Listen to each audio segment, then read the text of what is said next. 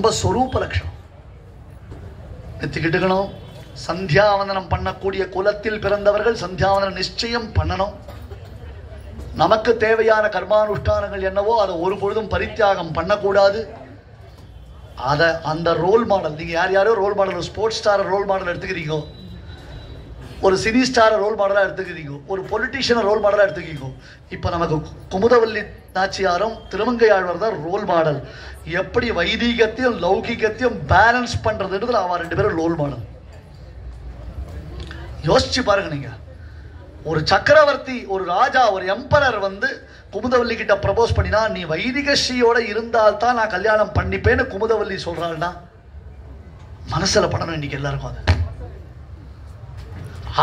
அவளை இம்ப்ரெஸ் பண்றதுக்காக ஸ்ரீ வைஷ்ணவனா திருமங்கையாழ்வார் மாறி இருக்காருன்னா அது எவ்வளவு பெரிய விசேஷம். அது ஸ்திரீகளால்தான் தர்மம் இருக்கு, ஸ்திரீகள் தான் தர்மத்தை பரிபாலனம் பண்ணுவான்றதுதான் இங்க சத்தியம்.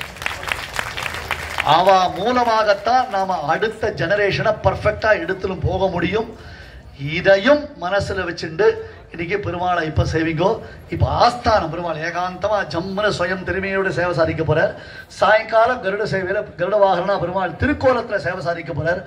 ஒன்னொன்னையும் ரசிச்சு ரசிச்சு பலபலவே ஆபரணம் பேரும் பலபலவேன்னு பலவிதமான திருவாபரணங்கள், பலவிதமான மாலைகள், பலவிதமான வஸ்திரங்கள், திவ்யமான சுகந்த பரிமள தூப தீப நைவேத்தியங்கள் எல்லாத்தையும் அனுபவிப்போம். கண்ணுக்கு விருந்து, காதுக்கு விருந்து. எப்பேற்பட்ட நல்ல நாதஸ்வரம் எப்படிதான் வாசிச்சா, பியூட்டிஃபுல்லா இருந்தது. ரொம்ப அற்புதமான கீர்த்தனைகளை எவ்வளவு நல்லா வாசிச்சா. அவளுக்கு ஒரு நல்ல அவளுக்கு ஒரு சந்தோஷம். இந்த பாதுகாசத்துல இருந்தா இந்த பாவி பாதி நிறுத்திடுவான் பத்ததி. இப்பதான் நாங்க நல்லா ஃபுல்லா வாசிட்டு இருக்கோம் அப்படின்னு அவளும் அது சந்தோஷத்தோட ஒவ்வொரு கீர்த்தனையும் ரசிச்சு ரசிச்சு ஆனந்தமா வாசிருக்காங்க. அப்ப கண்ணுக்கு விருந்து, காதுக்கு விருந்து, வாய்க்கு விருந்து. உபனிஷத் சொல்றோம், திவ்ய பிரபந்தம் சொல்றோம், ஒவ்வொரு மங்களாசாசன பாசுரம் சொல்றோம். இன்னொரு வாய்க்கு விருந்து. அமாவாசை இருந்தாலும் பெருமாள் பிரசாதம் பரவாயில்ல, எக்ஸப்டட் போட்டு வச்சிருக்கவன் எல்லாத்துக்கும் தான். அதுவும் பெருமாள் பிரசாதம். நல்ல கிரானம், நல்ல வாசனைகள் வீசுறது, அழகான பந்தல்ல பெருமாளை சேவிக்கிறோம். எல்லாரும் இருந்து மனசுக்குள்ள பெருமாளை பிரார்த்திச்சுட்டு வைனதேயனான கருடனுடைய அனுகிரகம் உங்க அத்தனை பேருக்கும் இருக்கட்டும். பிராத்த காலத்துல கருடாருடனா பெருமாளை சேவிக்கிறோம்னு சாஸ்திரம் சொல்றது. அப்படி அந்த பஞ்ச கருட சேவையை நாம இன்னைக்கு ஒரே நாள்ல சேவிக்க போறோம்.